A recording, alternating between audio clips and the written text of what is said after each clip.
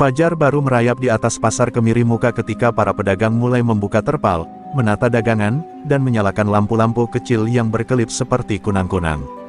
Namun suasana pagi yang seharusnya hangat itu selalu dibayangi rasa cemas.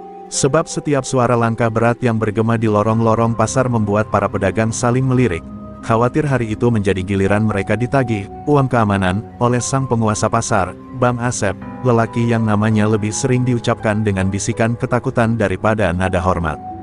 Bang Asep, atau yang dalam bisik-bisik pedagang disebut Asep Jagal, bukanlah preman biasa. Wajahnya keras, rahangnya tegang, dan sorot matanya seolah menguliti keberanian orang-orang yang menatapnya terlalu lama. Para pedagang tahu bahwa sekali saja seseorang menolak permintaannya, hidup di pasar ini akan berubah menjadi tekanan tak berkesudahan. Bukan karena kekerasan yang terlihat, melainkan karena tekanan mental dan ancaman halus yang membuat siapapun takut bergerak. Di balik reputasinya yang mengerikan, Asep bergerak dengan langkah yang teratur, seakan setiap jengkal pasar adalah wilayah pribadinya. Ia mengenal setiap tikungan, setiap kios, bahkan kebiasaan para pedagang. Pagi itu, saat matahari baru membelah kabut, ia berjalan melewati kios sayur, mencatat siapa saja yang mulai telat membayar. Suara logam gelangnya beradu, menjadi tanda yang membuat beberapa pedagang refleks menunduk lebih dalam. Para pedagang sebenarnya sudah lama ingin melawan, namun tidak ada satupun yang cukup berani. Beberapa pernah mencoba berkumpul dan menyampaikan protes kecil, tapi entah bagaimana, satu persatu dari mereka menghilang dari pasar, ada yang pindah dagangannya, ada yang tutup tanpa alasan jelas. Setelah itu, tidak ada lagi yang berani mengusik kedudukan Asep. Kekuasaan memang kadang tidak hanya bertahan karena kekuatan, tetapi juga karena ketidakberanian massa untuk berubah. Asep menikmati kekuasaan itu. Baginya, pasar adalah kerajaan kecil tempat ia menjadi raja tanpa mahkota. Ia merasa, selama ia menjaga ketertiban pasar, maka wajar ia mendapatkan imbalan dari para pedagang. Setidaknya itu yang ia yakinkan pada dirinya sendiri. Ia tidak pernah memikirkan bahwa ketertiban yang ia banggakan dibangun dari rasa takut, bukan rasa hormat. Namun pagi itu berbeda. Angin yang lewat di lorong-lorong sempit pasar terasa membawa firasat aneh, seolah ada sesuatu yang tidak terlihat sedang bergerak menuju pusat kekuasaan Asep. Beberapa pedagang menggosipkan kedatangan seorang pedagang tempe baru, seorang gadis muda yang tampaknya tidak mengetahui reputasi Asep. Mereka berharap gadis itu cepat diberitahu agar tidak menjadi korban berikutnya. Walaupun begitu, ada sesuatu dalam hati Asep yang gelisah. Semalaman ia tidur tidak nyenyak, seperti ada bayangan samar yang mengawasinya dari kejauhan. Ia mengabaikannya, menganggap itu sekadar rasa lelah. Tetapi setiap kali ia melangkah lebih dalam ke pasar, rasa gelisah itu kembali muncul. Ia tidak terbiasa dengan perasaan seperti ini. Pasar seharusnya adalah tempat ia merasa paling berkuasa. Saat ia mendekati deretan pedagang baru, mata Asep menangkap sosok yang tidak ia kenal, seorang gadis muda berkerudung sederhana, sedang menata tempe dengan senyum tenang. Suasana sekelilingnya seakan lebih terang dibandingkan kios-kios lain. Asep mengangkat alis, tidak terbiasa melihat seseorang yang sama sekali tidak terpengaruh aura kekuasaannya. Tanpa menyadari bahwa pagi itu adalah awal dari runtuhnya kejayaannya, Asep melangkah mendekat. Asep berdiri beberapa langkah di depan kios tempe itu, memperhatikan gadis muda yang tampak sibuk menata dagangannya dengan gerakan rapi dan lembut. Namanya Septi, begitu tertulis di papan kecil dari triplek yang digantung seadanya. Meski sederhana, kios itu tampak bersih, seolah pemiliknya memiliki ketelitian yang jarang terlihat di pasar ini. Senyumnya tidak hanya ramah, tetapi juga memancarkan ketenangan aneh, sesuatu yang membuat Asep menahan napas sesaat tanpa ia sadari. Para pedagang sekitar mulai celingukan, sebagian mencoba memberi kode kepada Septi agar bersikap hati-hati. Namun gadis itu hanya membalas dengan anggukan kecil, seakan isyarat itu sudah ia mengerti sejak awal. Seperti seseorang yang tahu persis apa yang sedang menunggu, tetapi tidak merasa perlu melarikan diri. Kehadirannya yang tenang justru membuat Asep sedikit kesal, biasanya orang akan gugup atau menunduk saat ia menghampiri. Asep kemudian bersandar pada tiang kios, mencoba memasang sikap paling berkuasa. Baru berdagang sini, iya. Suaranya berat, mengandung tekanan halus yang biasa membuat pedagang baru langsung menawarkan uang keamanan tanpa diminta. Namun Septi hanya tersenyum, matanya menatap lurus tanpa sedikit pun gentar. "Iya, Bang," jawabnya pelan tapi jelas. Saya baru buka hari ini. Ada jeda hening. Hening yang tidak biasa. Biasanya, percakapan akan berlanjut dengan pedagang merogoh kantong sambil bergidik ketakutan. Tapi Septi tidak bergerak. Tidak ada tanda-tanda kecemasan, ketergesa-gesaan, atau penolakan. Justru Asep yang merasa seperti sedang dinilai oleh tatapan lembut itu, tatapan yang tidak memohon, tidak takut, dan tidak tunduk. Asep mengerutkan kening. Kamu tahu aturan di sini, kan? Ia sengaja menurunkan suaranya. Kalau mau aman berdagang, ya harus ikut aturan gue. Kalimat itu biasanya sudah cukup untuk membuat orang luluh sebelum ia mengucapkan jumlah uang yang harus dibayar. Tapi Septi justru kembali menata tempe, seolah kalimat itu tidak memiliki bobot apapun. Saya orangnya ikut aturan, Bang, katanya pelan. Tapi saya tidak terbiasa membayar sesuatu yang tidak jelas tujuannya. Beberapa pedagang yang mendengar langsung menutup mulut, ngeri. Ini pertama kalinya ada yang menjawab seperti itu. Asep merasakan panas naik ke dadanya, namun di balik amarah itu ada perasaan lain, perasaan ditantang oleh seseorang yang sama sekali tidak tampak menantang. Seolah gadis itu berdiri di luar tatanan pasar yang selama ini ia kuasai. Maksud kamu apa? Tanya Asep, suaranya menegang. Septi berhenti bekerja, lalu menatap Asep dengan sorot mata yang sulit dijelaskan, bukan tatapan melawan, tetapi tatapan seseorang yang tahu batasan benar dan salah lebih dalam daripada orang kebanyakan. Saya hanya ingin berdagang dengan damai, Bang, ucapnya tenang. Kalau ada yang mengganggu kedamaian itu, saya terpaksa mempertahankan diri. Kalimatnya lembut, tapi membawa getaran aneh yang membuat Asep merasakan sesuatu di tengkuknya berdiri. Asep berusaha mengabaikan firasat itu, menepis dorongan untuk mundur. Ia mendekat setengah langkah, berniat menunjukkan siapa penguasa di sini. Namun sebelum ia sempat bicara lagi, hembusan angin dingin tiba-tiba lewat, menyentuh kulit mereka berdua. Para pedagang terdiam, merasakan hawa berbeda. Dan di saat itu, Asep merasakan sesuatu yang belum pernah ia rasakan sebelumnya, sebuah aura halus namun tajam dari gadis pedagang tempe yang tampak biasa saja itu. Hari itu, tanpa ia sadari, benih benturan besar telah ditanam. Setelah percakapan aneh itu, Asep melangkah pergi dengan langkah berat, namun pikirannya tidak tenang.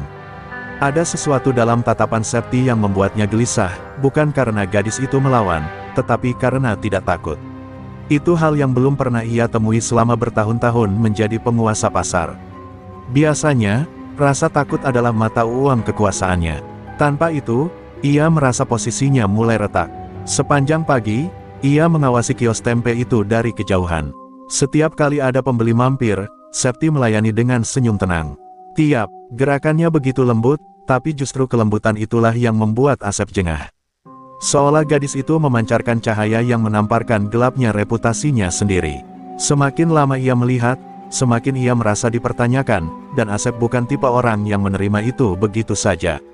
Saat matahari mulai naik dan pasar menjadi semakin ramai, Asep akhirnya memutuskan bahwa ia harus menegakkan aturan, sebelum pedagang lain mulai terpengaruh keberanian Septi. Ia tidak mau ada contoh baru yang merusak tatanan yang selama ini ia bangun. Dengan penuh tekad untuk mengembalikan wibawanya, ia melangkah menuju kios itu lagi, kali ini tanpa senyum, tanpa basa-basi. Pedagang lain langsung menjauh saat Asep lewat. Suasana pasar mendadak sunyi, seolah keramaian sengaja memberi ruang bagi yang berkuasa. Angin berhenti bergerak, dan suara teriakan pedagang menjadi samar. Semua mata mengarah pada satu titik, kios tempe yang tampak terlalu sederhana untuk menjadi pusat gejolak sebesar itu. Septi, seperti biasa, menyadari kedatangannya, namun tetap berdiri tegak. Sekarang gue tanya sekali lagi, kata Asep dengan suara yang dibuat lebih dalam, menahan amarah yang siap meledak. Kamu mau ikut aturan atau enggak? Itu bukan sekadar pertanyaan, itu ultimatum. Beberapa pedagang menahan napas, takut mendengar jawaban yang mereka khawatirkan. Tapi Septi hanya mengangkat wajahnya perlahan, matanya tidak berubah sama sekali dari ketenangan semula. Bang, ucapnya lembut, saya tidak mencari masalah. Saya cuma ingin berdagang dengan jujur. Kalau Bang Asep mau saya ikut aturan, saya akan ikut. Tapi saya tidak akan membayar sesuatu yang tidak punya alasan benar. Kalimat itu, sekali lagi, disampaikan tanpa nada menantang. Namun justru karena tidak menantang, ia memukul harga diri Asep lebih keras daripada teriakan. Asep merasakan sesuatu pecah di dalam dadanya, campuran marah, bingung, dan terancam. Ini bukan soal uang, ini soal harga diri. Ia bahkan tidak menyadari tangannya mengepal, seolah tubuhnya bergerak didorong rasa malu yang mendalam. Kamu berani ngomong kayak gitu sama gue? Suaranya bergetar, bukan karena takut, tapi karena emosi yang hampir meluap. Para pedagang mulai mundur lebih jauh, bersiap menghadapi apapun yang terjadi. Namun sebelum Asep membuat langkah pertama, hembusan angin dingin kembali menyapu pasar, lebih kuat dari sebelumnya. Beberapa lembar plastik dan kertas melayang. Rambut Septi sedikit tergerai, sementara sorot matanya berubah, tidak lagi hanya tenang, tetapi mengandung kedalaman yang sulit dijelaskan. Dalam sekejap, Asep merasa seperti sedang berdiri di hadapan sesuatu yang lebih besar dari seorang gadis pedagang tempe. Hari itu, untuk pertama kalinya, Asep merasakan bahwa mungkin ia sedang memulai pertarungan yang tidak ia pahami. Asep terdiam beberapa detik yang terasa lebih panjang dari biasanya. Angin dingin yang tiba-tiba datang membuat bulu kuduknya berdiri. Rasanya seperti ada sesuatu yang ikut hadir di antara mereka, sesuatu yang tidak terlihat, tapi cukup kuat untuk mengubah suasana pasar dalam sekejap. Para pedagang yang menyaksikan dari kejauhan ikut merasakan hawa itu, meskipun mereka tidak tahu apa sumbernya. Seolah udara di sekitar Septi mengandung energi yang tidak pernah mereka rasakan sebelumnya. Namun Asep bukan tipe yang mudah mundur hanya karena firasat. Ia melangkah satu langkah lagi ke depan, mendekat, mencoba mengusir rasa tidak nyaman yang melilit dada. Gue nggak peduli alasan lo, katanya dengan suara yang ia paksa tetap keras. Di sini gue yang ngatur. Lo ikut atau lo gue buat nyesel. Kalimat itu biasanya cukup untuk melumpuhkan nyali siapapun. Tapi kali ini, efek yang Asep inginkan tidak muncul. Septi mengangkat wajahnya, menatap tepat ke mata Asep. Ada keteduhan luar biasa dalam tatapan itu, tetapi di balik keteduhan tersebut terdapat kedalaman misterius yang sulit dipahami. Tatapan yang seolah bisa menembus lapisan hati seseorang, membaca yang tidak diucapkan, dan mengembalikan bayangan diri yang mereka sembunyikan. Asep merasakan dadanya diremas sesuatu yang tak kasat mata. Bukan rasa sakit, tapi rasa terpapar.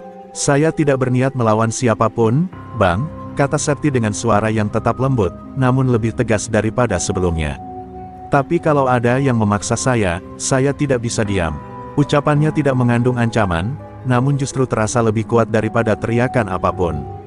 Para pedagang saling pandang, bertanya-tanya siapa sebenarnya gadis ini dan dari mana ia berasal. Asep menelan ludah.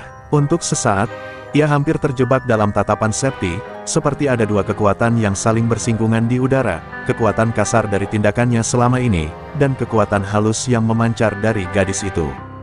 Dua aura yang bertolak belakang itu bertemu di titik tengah, menciptakan ketegangan yang bisa dirasakan semua orang di sekitar. Bahkan orang-orang yang tidak mendengar percakapan mereka pun bisa merasakan tekanan aneh itu. Ketika Asep hendak membuka mulut untuk membalas, langkahnya terhenti. Ada suara lirih, sangat lirih, seperti bisikan yang datang entah dari mana. Suara itu bukan milik Septi, bukan pula milik siapapun yang ada di pasar. Bisikan itu seperti berasal dari dalam pikirannya sendiri, namun terasa asing. Berhenti, hanya satu kata, tapi cukup untuk membuat Asep terpaku sesaat. Ia menepis pikiran itu, menganggapnya ilusi akibat amarah. Sementara itu, wajah Septi tetap tenang, namun jemari tangannya menggeser selembar tempe di meja, seakan itu adalah cara halus untuk merapikan energi di sekelilingnya. Gerakan sederhana itu menciptakan riak samar dalam suasana, seperti ombak kecil yang meredakan gelombang besar. Beberapa pedagang merasakan hawa dingin berganti menjadi hangat. Tapi Asep justru merasakannya, menekan, seperti ada kekuatan besar yang masih menahan diri. Asep akhirnya memaksa dirinya mundur selangkah. Bukan karena takut, setidaknya itu yang ia yakinkan pada hati kecilnya, tetapi karena ia butuh waktu memahami apa yang sebenarnya terjadi. Gue balik lagi nanti, katanya dengan nada yang masih berusaha terdengar dominan. Septi hanya mengangguk, tanpa menunjukkan kemenangan atau kekhawatiran. Dan untuk pertama kalinya dalam bertahun-tahun, Asep pergi sambil merasa dirinya bukan penguasa, melainkan seseorang yang baru saja dihadapkan pada sesuatu yang jauh lebih besar daripada kekuasaan pasar. Senja turun perlahan di atas pasar kemiri muka. Lampu-lampu kios mulai redup, pedagang satu persatu menutup lapak mereka. Namun tak seperti biasanya, banyak dari mereka masih membicarakan kejadian pagi itu. Nama Septi mulai beredar, bukan sekadar sebagai pedagang tempe baru, tetapi sebagai gadis yang berani berdiri tegak di hadapan Asep Jagal tanpa sedikit pun gemetar. Tidak ada yang memahami bagaimana ia bisa bersikap tenang, bahkan saat Asep mengeluarkan tekanan terbesarnya. Sementara itu, jauh dari keramaian yang perlahan menghilang, Septi duduk bersila di dalam kios kecilnya yang kini tertutup tirai tipis. Lilin diletakkan di tengah ruang mungil itu, memancarkan cahaya lembut yang menari di dinding-dinding kios. Ketenangan yang ia tunjukkan di siang hari ternyata bukan sekadar keberanian biasa, itu adalah hasil disiplin yang ia pelajari sejak lama, dari tempat yang tidak pernah ia ceritakan pada siapapun di pasar ini.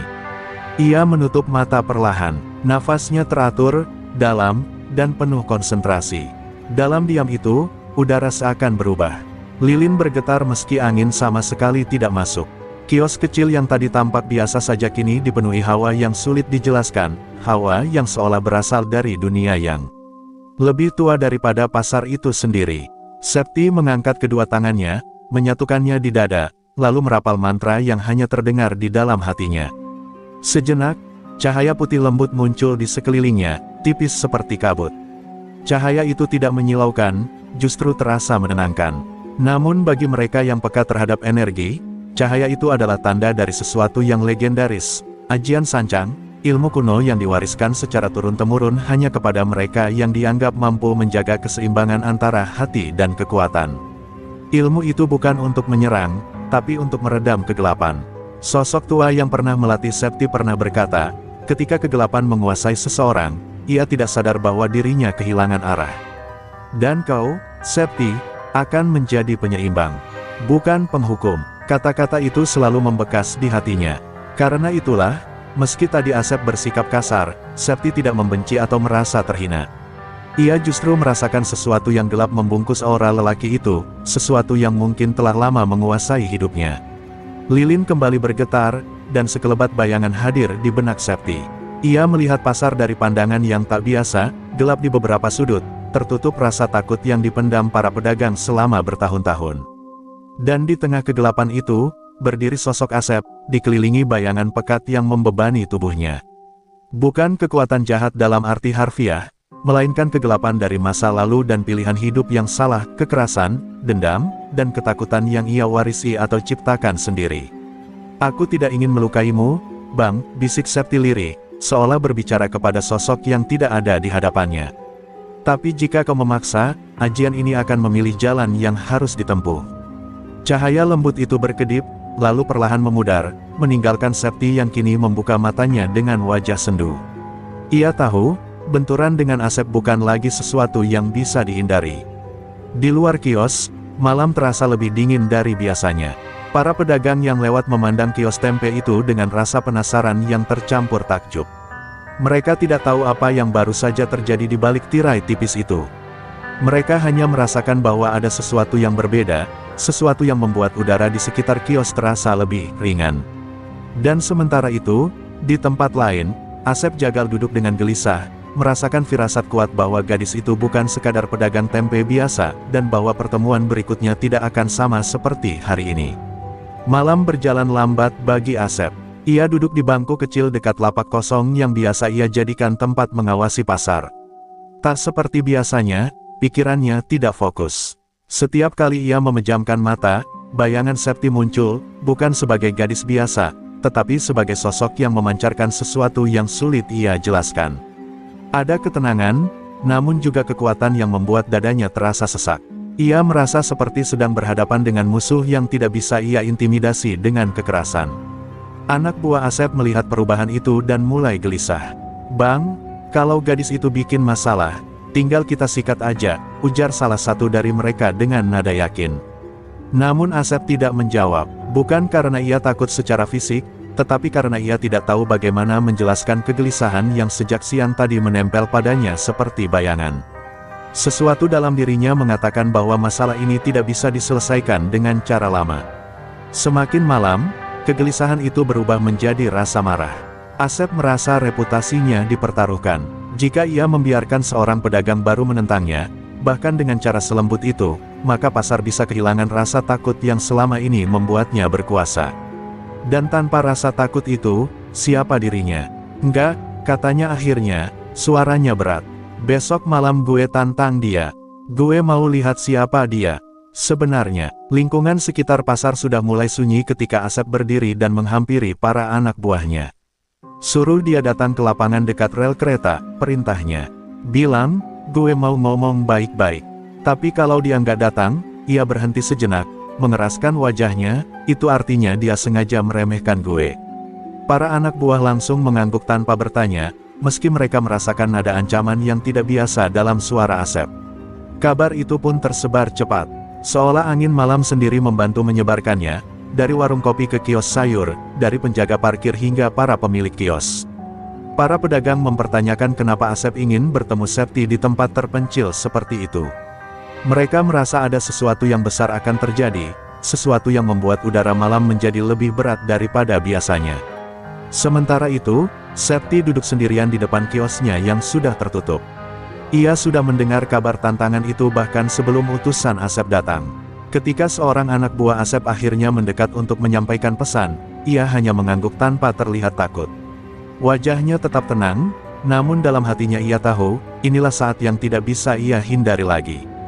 Benturan itu sudah ditentukan jauh sebelum ia datang ke pasar. Baik, ucap Septi pelan kepada utusan itu. Bilang pada Bang Asep, saya akan datang. Kalimat yang sederhana itu membuat angin malam bergetar seolah memahami apa maknanya. Bukan suara yang keras, bukan ancaman, namun justru ketegasan yang muncul dari seseorang yang sudah berdamai dengan dirinya sendiri. Anak buah Asep bahkan sempat merinding sebelum pergi terburu-buru. Ketika malam semakin dalam, Septi menutup matanya dan merasakan hawa ajian sancang mengalir lembut di tubuhnya.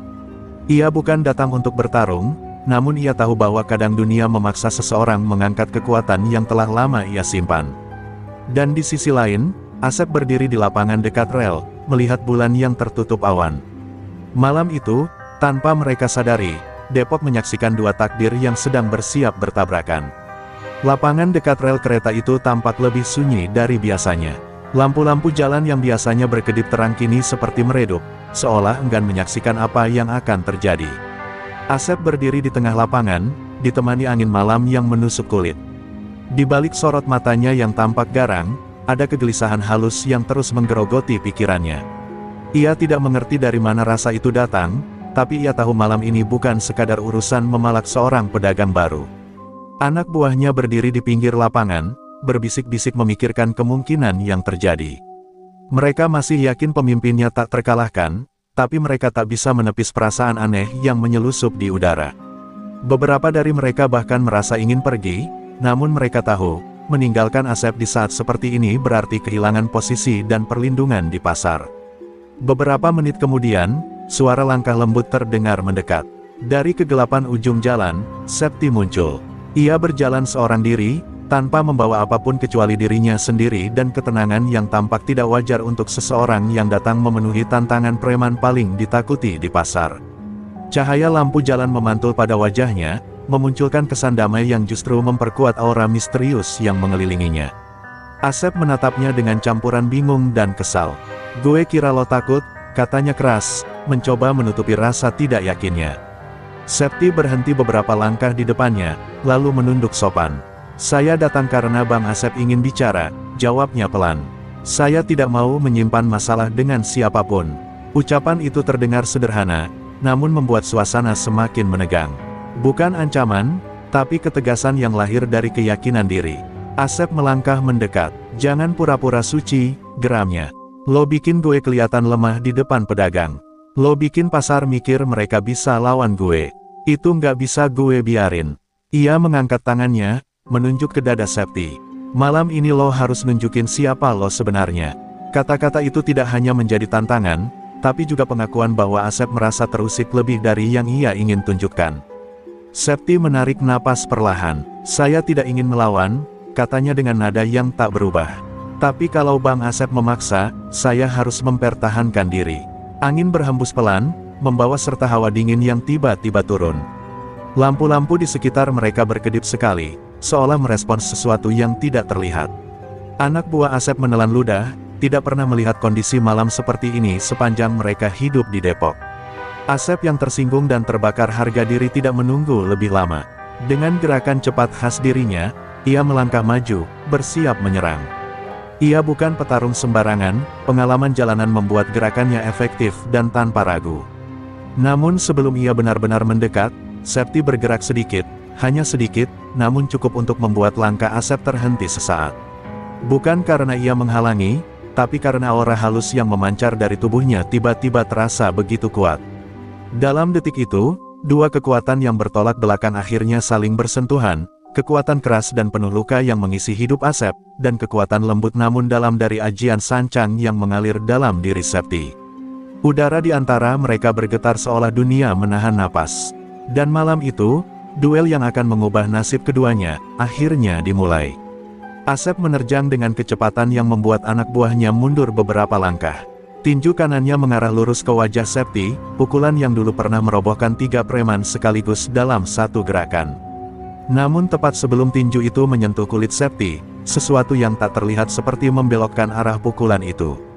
Tangan Asep terpental ke samping, membuat dirinya hampir kehilangan keseimbangan. Ia tertegun, belum mampu memahami apa yang barusan terjadi. Septi tetap berdiri tenang, kedua tangannya turun di sisi tubuhnya, tanpa pose siap bertarung sama sekali. "Saya sudah bilang, saya tidak ingin menyakiti siapapun," ucapnya lembut. Namun kata-kata itu justru membuat darah Asep semakin mendidih. "Berhenti Sok Suci," teriaknya sambil mendorong tubuhnya kembali menyerang, kali ini dengan tendangan melayang yang lebih ganas daripada sebelumnya. Tendangan itu pun gagal, bukan karena Septi menghindar cepat, melainkan karena sesuatu yang seolah membungkus tubuhnya membuat Asep tidak bisa menyentuhnya. Seperti ada jarak tipis, selembar udara keras, yang melindungi Septi. Anak buah Asep mulai gelisah, beberapa sudah saling berbisik ketakutan. Mereka datang untuk melihat preman pasar bertarung, bukan fenomena yang terasa seperti keluar dari dunia tak kasat mata. Asep menggeram, napasnya mulai berat. "Apa yang lo pake? Hah? Susuk, pelet, guna-guna." Ia meludah ke tanah, matanya merah penuh amarah. Septi akhirnya mengangkat kedua tangannya perlahan. Gerakannya halus, hampir seperti gerakan seorang penari. "Ini bukan untuk menyakiti," katanya pelan. "Ini ajian yang diwariskan turun-temurun. Saya memakainya hanya saat terpaksa." Dan saat itulah udara mulai berubah. Angin mengalir dari segala arah, mengitari tubuh Septi. Rambutnya bergerak seolah ia berada di tengah pusaran halus. Cahaya lampu jalan memantul aneh, seolah warna kuningnya berubah menjadi keperakan. Anak buah Asep langsung terdiam, sebagian mundur dengan wajah pucat. "Ya Allah, itu apaan?" gumam salah satu dari mereka, suaranya hampir tak terdengar. Asep terkejut, namun rasa takutnya ditutupi oleh harga diri yang sudah terluka.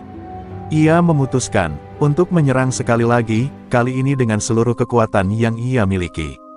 Ia melompat maju, menerobos angin, berusaha menembus aura aneh itu. Untuk sesaat, dunia seperti melambat. Suara angin berubah menjadi dengungan panjang. Wajah Asep dipenuhi tekad dan amarah bercampur putus asa. Namun ketika tinjunya hampir mencapai tubuh Septi, sesuatu muncul. Bukan cahaya, bukan juga benteng udara, tapi semacam getaran halus yang memancar dari telapak tangan Septi saat ia menutup mata. Gerakan kecil itu menciptakan gelombang tak terlihat yang menghantam dada Asep seperti palu besar. Tubuh Asep terpental ke belakang sejauh 2 meter, mendarat keras di tanah hingga debu beterbangan. Asep terbaring sambil terbatuk, napasnya tersengal-sengal. Dadanya seperti disambar badai. Ia memaksakan diri berdiri, tetapi lututnya bergetar. Untuk pertama kalinya dalam hidupnya, ia melihat lawannya bukan sebagai gadis pasar yang lemah, melainkan sebagai sesuatu yang jauh lebih besar dan lebih tua daripada dirinya. Septi menatapnya dengan mata yang kini tampak lebih dalam, lebih tajam, dan lebih menyala. Malam itu, Asep akhirnya sadar, ia tidak sedang berhadapan dengan manusia biasa. Asep memaksa tubuhnya berdiri, menahan nyeri yang menjalar dari dada hingga punggung. Nafasnya terdengar berat dan tersengal-sengal, namun tatapan matanya masih menyala oleh sisa harga diri yang terus menjerit agar ia tidak menyerah. "Gue belum kalah," desisnya sambil merentangkan kedua tangannya, mencoba membangun keberanian yang mulai runtuh. Di kejauhan, anak buahnya hanya bisa menatap dengan campuran kagum, takut, dan tak percaya. Septi memandang Asep dengan raut wajah penuh iba, bukan untuk merendahkan, namun sebagai seseorang yang memahami bahwa lawannya tidak pernah benar-benar tahu siapa dirinya. "Bang Asep, tolong hentikan," ucapnya lembut. Saya tidak ingin ini menjadi akhir yang buruk. Namun suara itu justru terdengar seperti penghinaan bagi Asep, atau mungkin seperti nasihat yang datang terlambat setelah bertahun-tahun hidup dalam kerasnya jalanan. Gue nggak butuh rasa kasihan, teriak Asep sambil menyapu udara dengan lengannya. Ia menyerbu lagi, kali ini tanpa teknik, hanya dorongan putus asa yang tercampur ketakutan dan ego. Tubuhnya meluncur seperti bayangan gelap yang ingin menolak takdir. Tapi Septi mengangkat tangannya, dan angin di sekitar mereka berputar semakin cepat, membentuk lingkar pelindung yang semakin kuat. Ketika Asep menerobos lingkaran itu, tubuhnya seperti tertahan oleh kekuatan yang tidak bisa ia lawan. Ia mencoba mendesak, namun setiap langkah terasa seperti mendorong sebuah gunung. Kenapa, gue nggak bisa maju?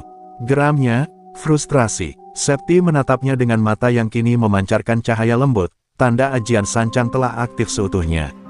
Karena Bang Asep menyerang dari tempat yang gelap, jawabnya, sedangkan saya melawan dari tempat yang terang. Asep mengerang marah, lalu mengumpulkan tenaga terakhirnya, memaksa dirinya maju dengan tekad yang hampir menyentuh batas keputusasaan. Untuk sesaat, ia berhasil mendorong tubuhnya sedikit lebih dekat, membuat anak buahnya bersorak panik. Namun tepat ketika ia mengulurkan tangan untuk meraih wajah Septi, kaki Asep terhenti, seolah bumi sendiri menolak langkahnya. Tubuhnya tersentak oleh kekuatan lembut namun tak tergoyahkan dari ajian tersebut. Septi mengangkat tangan kanannya perlahan, memusatkan seluruh energi ajian sancang pada satu titik. Gerakannya tidak kasar, tidak penuh kekerasan, justru sangat halus, seperti seseorang yang sedang menyingkirkan benang halus dari udara. Namun dari gerakan itu memancar getaran yang membuat udara di sekitar mereka bergetar tajam. Asep, yang berdiri hanya satu lengan jaraknya, merasakan dadanya seperti ditekan oleh ribuan angin halus.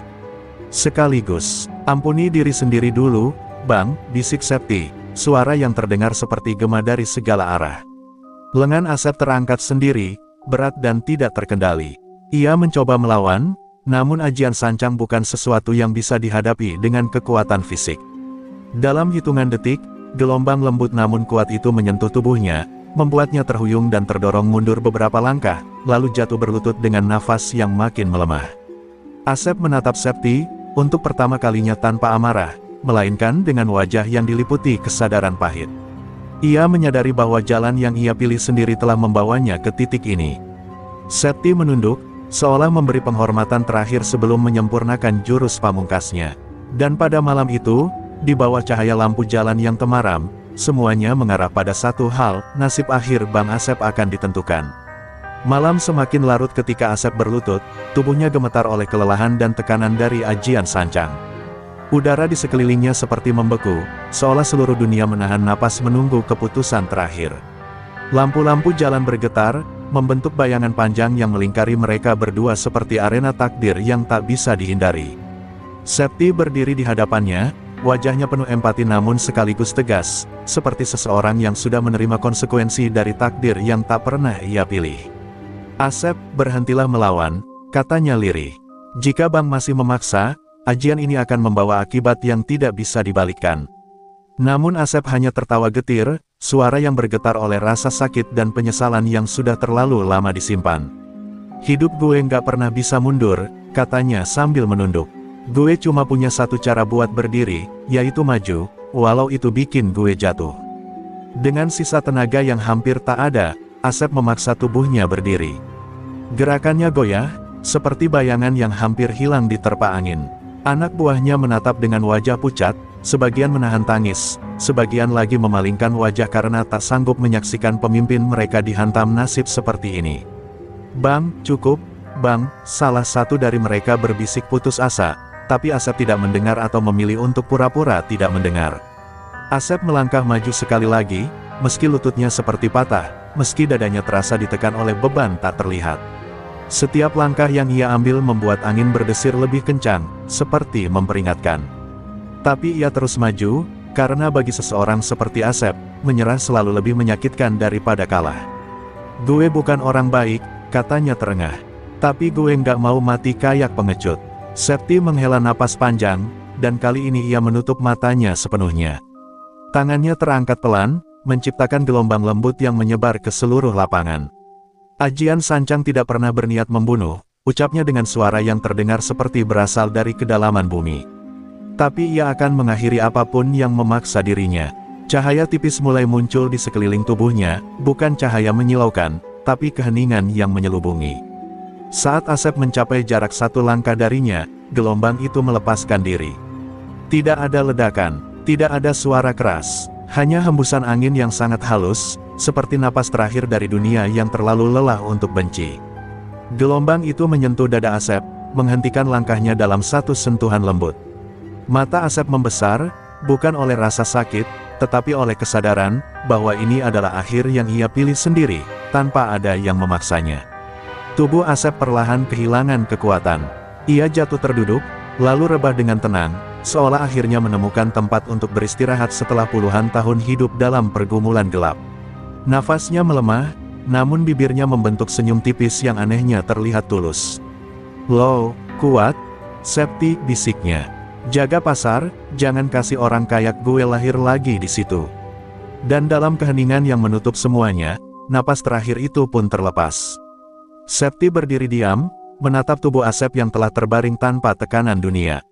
Angin malam kembali normal, lampu jalan berhenti bergetar, dan dunia seolah kembali berputar seperti biasa. Anak buah Asep perlahan mendekat, sebagian menangis, sebagian terdiam, tidak berani menyalahkan siapapun. Septi menundukkan kepala, memberi penghormatan terakhir. Dan malam itu, di pasar Kemiri Muka Depok, berakhir sudah kisah seorang preman yang tumbang bukan oleh kebencian, tapi oleh takdir yang ia paksakan sendiri.